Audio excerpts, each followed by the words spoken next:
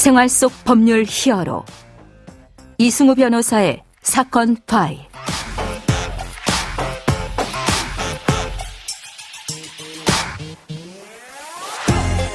안녕하세요. 이승우 변호사입니다. 각종 사건 사고에서 여러분을 구해드리겠습니다. 오늘 열어볼 사건 파일은 고소장 관련 내용입니다. 가수 겸 배우 이승기 씨가 데뷔 이후 활동 수익을 정산받지 못했다며 소속사 대표를 고소하면서 연예계 불공정 관행이 드러나고 있습니다. 사건 파일 오늘 주제는 형사 고소에 필요한 고소장의 작성 그리고 고소 진술의 포인트에 대해서 이야기를 해드리려고 합니다. 빌라왕 사기 피해 사건, 주식 리딩방 사기 피해, 성범죄 피해 등 정말 많은 범죄가 사회에서 발생하고 있습니다. 자, 이러한 현실에 대응하기 위해서 효과적인 고소 절차 이용법, 이걸 알아두시면 좋을 것 같은데요. 오늘 형사법 전문 변호사인 안지성 변호사와 함께 형사 고소에 대해서 알아보도록 하겠습니다. 안녕하세요, 변호사님. 네, 안녕하세요. 안지성 변호사입니다.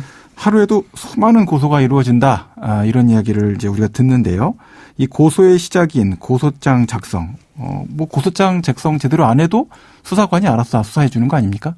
그렇게 생각하시는 분들도 많은데 네네. 사실 사기 사건만 따져보더라도 한 해 평균적으로 24만 건, 이걸 분으로 환산하면은 2분마다 한 건씩 벌어지는 사기 사건으로 인해서 우리 대한민국은 사기 공화국이라는 오명을 갖고 있을 정도로 고소가 정말 빈번하게 이루어지고 있습니다. 엄청나게 많이 이루어지는군요. 예. 네. 사기 사건 말고도 다른 사건까지 합치게 되면 그야말로 경찰서에 하루에 접수되는 고소고발 사건은 수천 건에 이릅니다. 한 개 경찰서에 접수되는 건이 수천 건일 것이다. 예, 꼭 한 개로 단언할 수는 없겠지만, 네. 예, 그 정도 될 것으로 보이고요. 예. 이렇게 수도 없이 고소고발이 이루어지다 보니까 이 고소장 작성 단계에서부터 신중을 기해야 하는데요.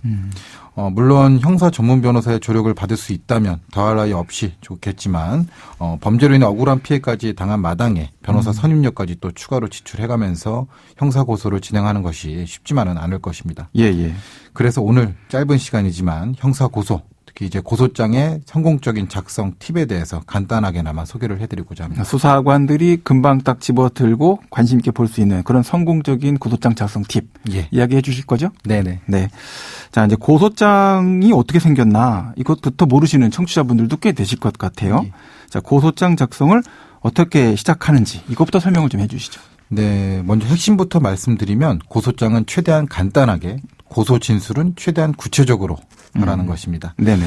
경찰서나 검찰청에 가게 되면 고소장 양식은 비치가 되어 있습니다. 예. 물론 저희 형사 전문 변호사들이 쓰는 고소장은 조금 다른데요. 일반적으로 그 목차를 살펴보면 피고소인, 누구를 고소할지, 그리고 고소 취지, 어떤 취지로 고소한다라고 간단하게, 그리고 범죄 사실, 그다음에 이 사건의 경위, 고소 이유, 수사 요청 사항, 결어, 이와 같은 목차로 구성이 됩니다. 네네. 물론 사건이 성범죄인지 아니면 사기죄와 같은 경제범죄인지에 따라서 조금씩 달라질 수는 있겠지만 이 중에 제일 중요한 것은 바로 범죄 사실 부분입니다. 예. 고소를 통해 수사가 개시돼서 피고소인의 혐의가 인정이 될 경우에 검사는 사건을 법원에 넘기게 되는데요. 이를 기소 또는 공소 제기라고 하고요. 이때 검사가 작성해서 법원에 제출하는 것이 바로 공소장입니다. 고소장 중에서 훌륭하다라고 평가받는 것은 그 검사가 공소장에 기재한 공소 사실과 고소장, 우리가 작성해서 제출한 고소장에 기재된 범죄 사실이 거의 일치할 때라고 할 수 있겠는데요. 네. 일목요연하지만 범행 일시나 방법 등이 정확하게 특정이 되고 또 혐의가 무엇인지 구체적으로 드러날 수 있도록 해야 합니다. 상당히 이제 부담스러워지기 시작하는 문구인데요. 예. 사건 발생됐던 내용 잘 쓰면 됩니까? 이게 저희끼리 말로는 주일상목행위라 그래서 네. 주어, 일시, 상대방, 목적어, 행동 이렇게 순서에 따라서 문장을 구성하고 좀 쓰게끔 하는데 네네. 그 팁은 제가 상세하게는 또 나중에 다시 한번 알려드리도록 하겠습니다. 계속 설명을 좀 해 주시죠. 예. 사실 고소장 작성 단계에서부터 이 부분에 힘을 많이 써주게 되면 우리 경찰이나 검찰과 같은 수사기관의 부담을 덜어주는 것이기 때문에 범죄 사실 부분은 특히 더 신경을 써야 됩니다. 고소장을 접수한 담당 수사관도 피해 사실이 어떤 건지 일목요연하게 드러내도록 작성하는 것이 중요한데요. 네. 지금 지적해 주신 것처럼 이렇게 작성하는 것이 쉽지는 않습니다. 예. 그래서 법률 전문가의 조력을 받는 것인데 여기서 팁을 하나 드리게 된다면 우리 판례 검색 사이트 요즘 많이 있어요. 예. 거기서 이제 자신의 피해 사례와 유사한 판례를 검색을 해보시고 그 중에 판결문, 유죄가 인정된 판결문에 기재된 범죄 사실 부분을 참조해서 작성해 보는 것을 추천드립니다. 예, 안 그래도 이번 1월 1일자 2023년도 1월 1일부터는 하급심 미확정 판결들도 공개가 되고 있는 것들이 많아서 형사사건은 좀 약간 제외가 되긴 했지만 또 민사사건 관련된 경제범죄 관련돼서는 참고해서 쓰시기 좋은 문구들이 많이 올라와 있을 수 있으니까 참고하시면 좋을 것 같습니다.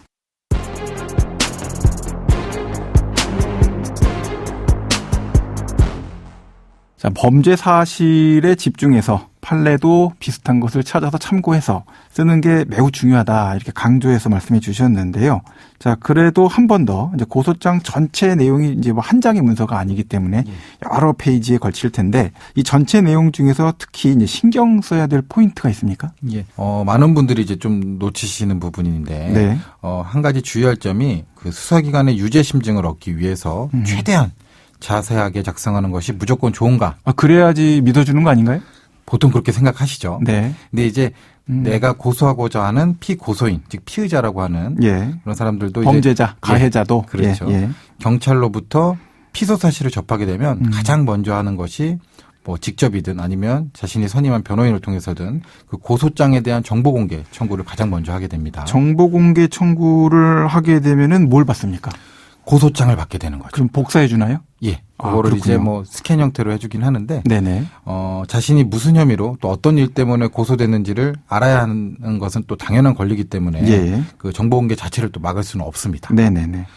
그런데 이제 피해자가 형사 고소를 하면서 우리 수사관이 조금만 더 내 편을 들어줬으면 하는 마음으로 뭐 A부터 Z까지 전부 다 고소장에 적었다라고 한다면, 그리고 또 이렇게 구체적이고 상세한 고소장을 피의자가 그러니까 가해자가 조사도 시작되기 전부터 다 받아봤다라고 한다면 피해자 우리 고소인의 펜은 사실상 전부 다 오픈이 된 거나 마찬가지입니다. 네네. 그래서 피의자가 경찰 조사를 받을 때 가장 두려운 것이 그 수사기관에서 뭘 갖고 있는지 모른다라고 하는 그 정보의 비공개성 그것을 제일 두려워하는데요.